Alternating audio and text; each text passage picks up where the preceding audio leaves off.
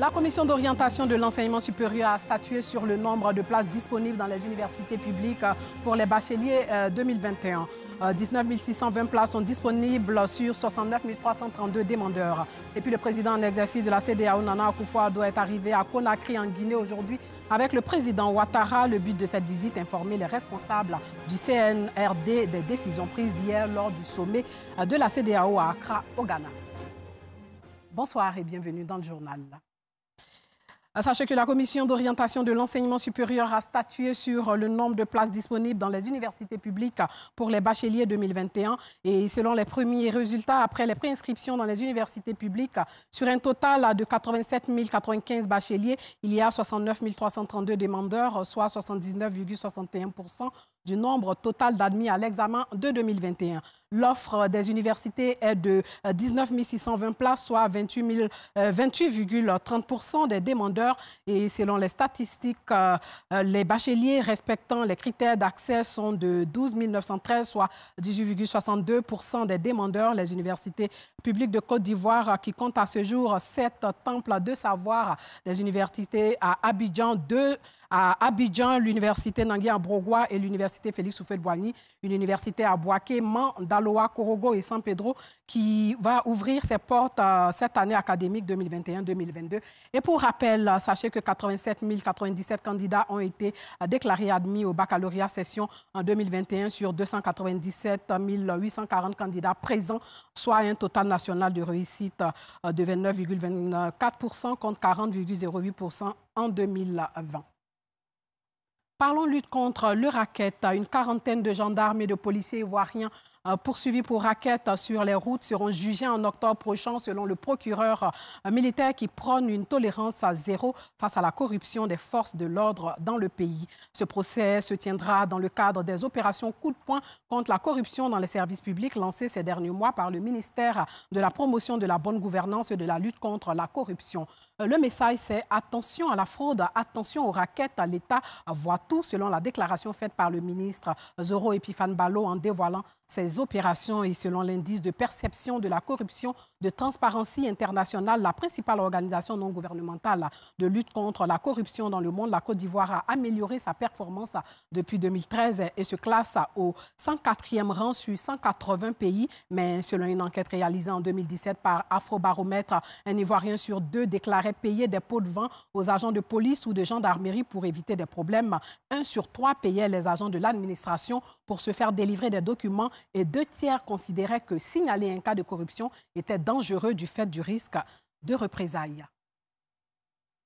En culture, le bureau ivoirien du droit d'auteur Burida et la mairie de Dimbokro ont signé une convention pour mener à bien le recouvrement des redevances de droits d'auteur et des droits voisins auprès d'exploitants occasionnels ou permanents des œuvres littéraires et artistiques identifiées par les parties. La signature a eu lieu au siège du Burida au Vallon dans la commune de Cocody. Le reportage de Colette Ilboudo est commenté par Joël Gossé.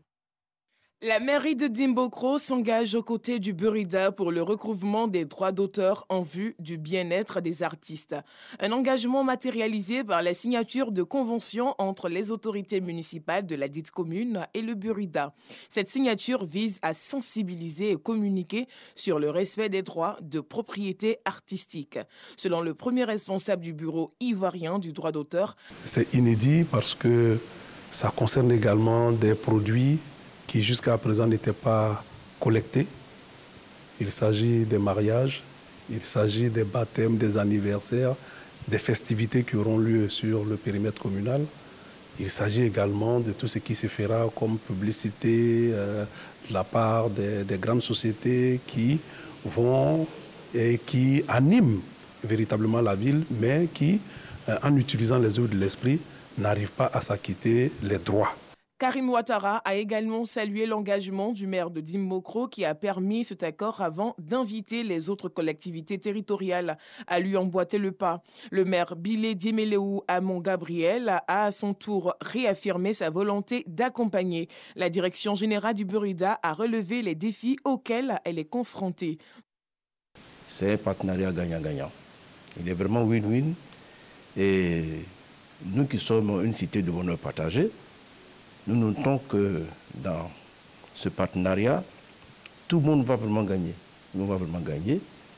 Nous allons faire la collecte pour le Burida, nous allons les accompagner.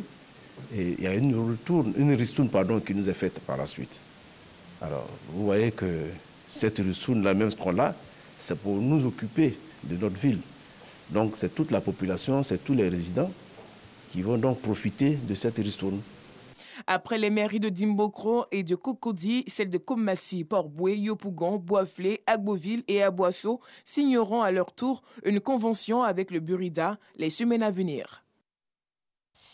Et puis 9 artistes exposent leurs œuvres à la fondation BJKD Janine Kakou Diagou dans la commune de Cocody. L'artiste peintre Jacques Bleu a exposé sur le thème « 9 valeurs certaines ». Alassane Drabo a assisté à ce vernissage. La fondation Bénédicte Janine Kakou Diagou a un siège désormais situé dans la commune de Cocody. Ce siège, inauguré en présence du maire de la commune, Jean-Marc Yassé, est dédié aux amoureux de la peinture. Exposition de tableaux, d'œuvres d'art et de sculptures. Pour la présidente de cette fondation, ce lieu permettra aux personnes passionnées de la culture de venir apprendre, mais aussi se divertir.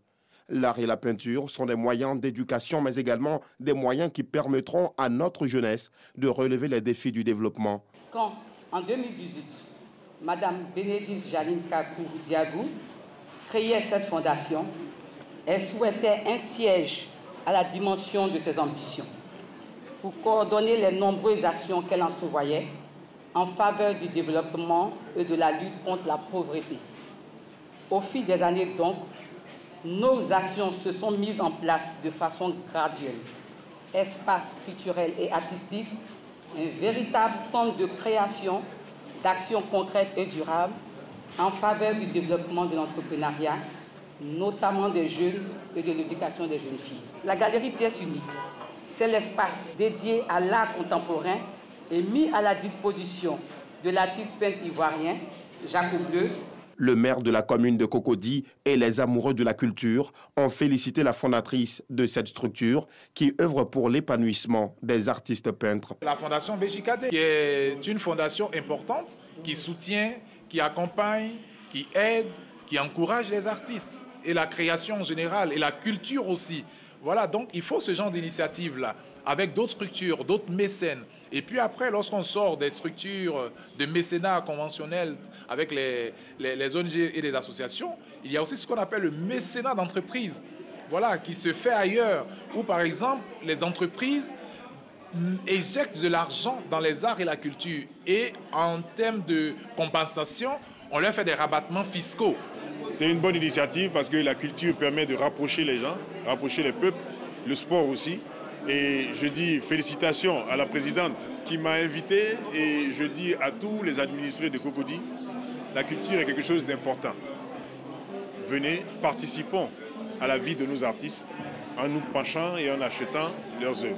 Ambiance artistique, conférences et expositions ont meublé la cérémonie d'ouverture du tout nouveau siège de la Fondation Bénédicte Janine Kakou Diagou, dédiée à l'art et la culture. Un mot des religions, le groupe Média Al-Bayan aura 20 ans en novembre prochain. Avant cette date, le directeur général du groupe a donné une conférence de presse pour annoncer les couleurs. Le reportage de Georgette Tidou. Après 20 ans d'existence, le groupe Média Al-Bayan dresse le bilan de ses différentes activités. Un bilan jugé positif selon son directeur général, Imam Sissé Djigiba. C'était au cours d'une conférence de presse tenue dans les locaux du groupe Sisa Cocody Riviera Golf. Le bilan est largement positif. Nous sommes partis de la sphère d'Abidjan que la radio couvrait, pour ensuite s'étendre à la couverture totale de l'espace d'Abidjan. Pour nous étendre par la suite, avoir une station, une antenne à Yamoussoukro, progressivement d'année en année. 10 ans après, on s'est retrouvé avec la couverture de 70% du territoire national. 20 ans après, nous sommes à 95% de couverture du territoire national.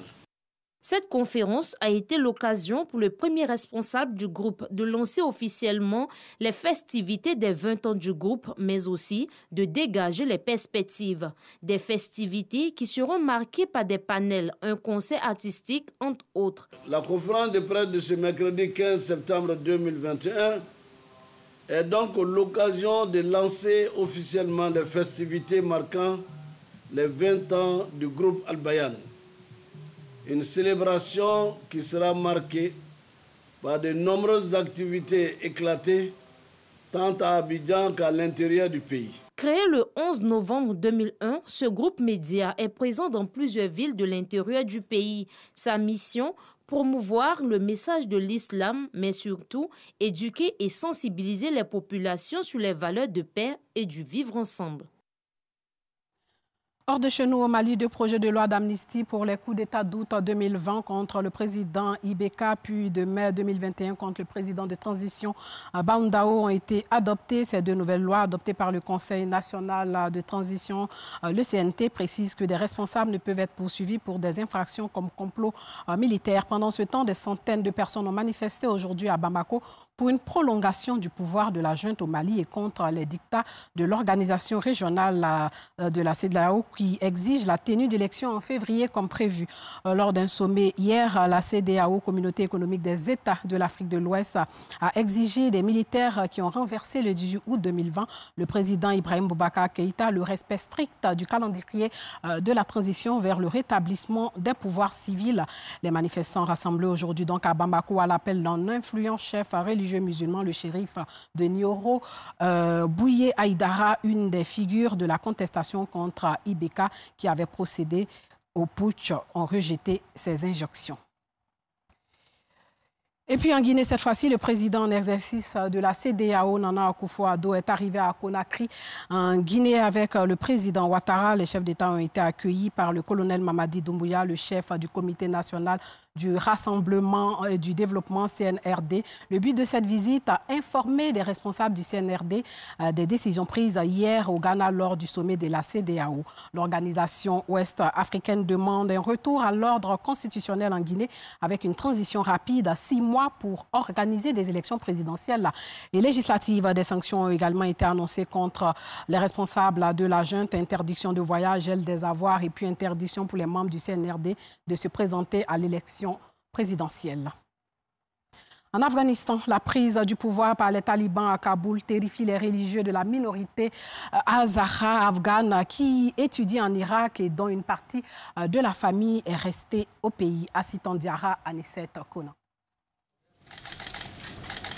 Ces religieux Hazara afghans étudient le Coran en Irak. Musulmans chiites, ils s'inquiètent du retour au pouvoir à Kaboul des talibans sunnites.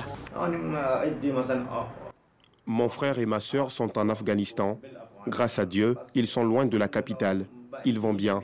Ils sont dans les villages et à la campagne, mais je pense à eux. Le contrôle de l'Afghanistan par les talibans a affecté la plupart des jeunes, notamment les jeunes chiites. La plupart des jeunes en Afghanistan ne veulent pas des talibans. Les Hazara représentent entre 10 et 20% de la population afghane. Ils ont été persécutés quand les talibans régnaient entre 1996 et 2001 et sont victimes d'attaques d'extrémistes sunnites depuis 20 ans. Il y a une semaine, j'ai appelé ma famille et ils m'ont dit qu'ils avaient très peur des talibans. J'avais très peur pour elles. Les femmes ne peuvent plus sortir de chez elles qu'accompagnées de leur mari. Mohamed Taki rêve de faire venir sa famille en Irak, pays pourtant ravagé par les guerres.